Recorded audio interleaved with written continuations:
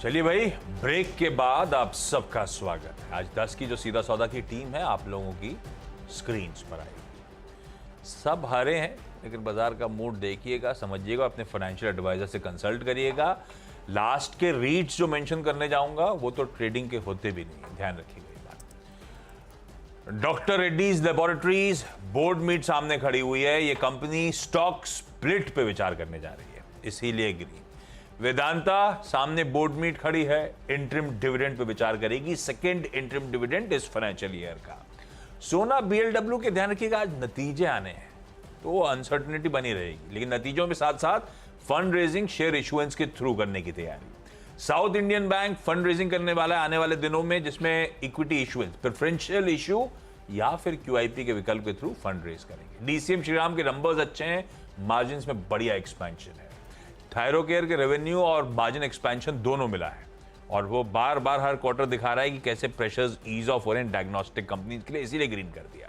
बाकी सारे रीट जो मैं कह चुका हूं ट्रेडिंग वाले नहीं है, ये बजट डिकोड करके, क्योंकि इनके लिए भी लॉन्ग टर्म की परिभाषा शेयर्स जैसी कर दी गई है। 36 महीने का होल्डिंग पीरियड था पहले, उससे ज्यादा रखेंगे तो लॉन्ग टर्म था परिभाषित, अब 12 महीने की शेड्यूल पे आ गया। अच्छी खबर है, लेकिन ये ज्यादा ईल्ड्स के लिए जाने जाते हैं।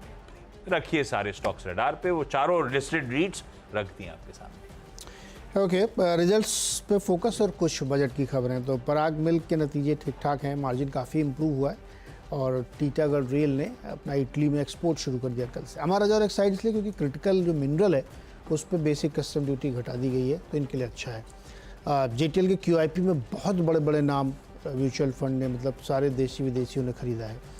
बेजल प्रोजेक्ट्स को एक बड़ा ऑर्डर मिला 586 करोड़ का पावर ग्रिड से। डिक्सन टेक के लिए खबर अच्छी नहीं, क्योंकि बहुत सारे मोबाइल इक्विपमेंट के इंपोर्ट सस्ता कर दिया गया। बजाज फाइनेंस के रिजल्ट्स देखने में अच्छे लग रहे हैं, लेकिन मार्जिन 23 बेसिस पॉइंट गिरा है, तो इसलिए मैंने इसको रेड में रखा है। और सोने चांदी में काफ़ी ज़्यादा फायदा है, तो सेनको ग्रीन में, और तेजस नेटवर्क इसलिए क्योंकि टेलीकॉम इक्विपमेंट पे भी ड्यूटी बढ़ा दी गई, तो डोमेस्टिक प्लेयर्स के लिए अच्छी खबर है।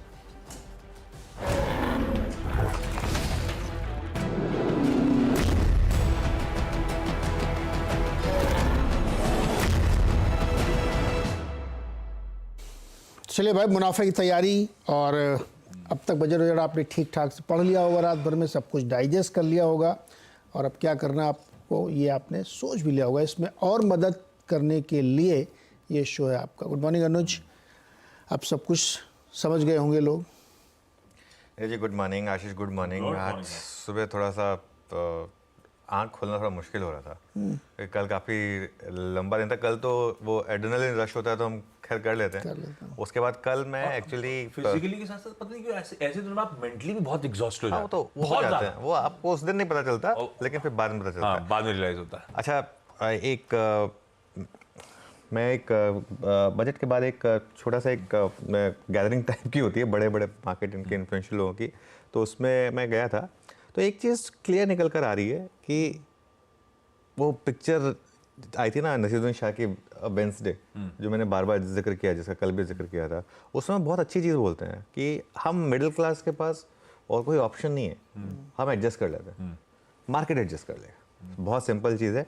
और वैसे भी मार्केट बूमिंग स्टॉक मार्केट है, और जो मेरी कॉन्वर्सेशन से निकल कर आया, कल हमने एक कॉन्वर्सेशन भी की थी, 4 बजे एक शो भी किया था, और इवन जो ऑफलाइन कॉन्वर्सेशन जो मेरी हुई हैं, एक कॉन्वर्सेशन में जो निकल कर आ रहा है कि मार्केट इसको एक्सेप्ट कर लेगा, टैक्स को एक्सेप्ट कर लेगा, और आपको उसको आगे मूव ऑन करना पड़ेगा बेसिकली।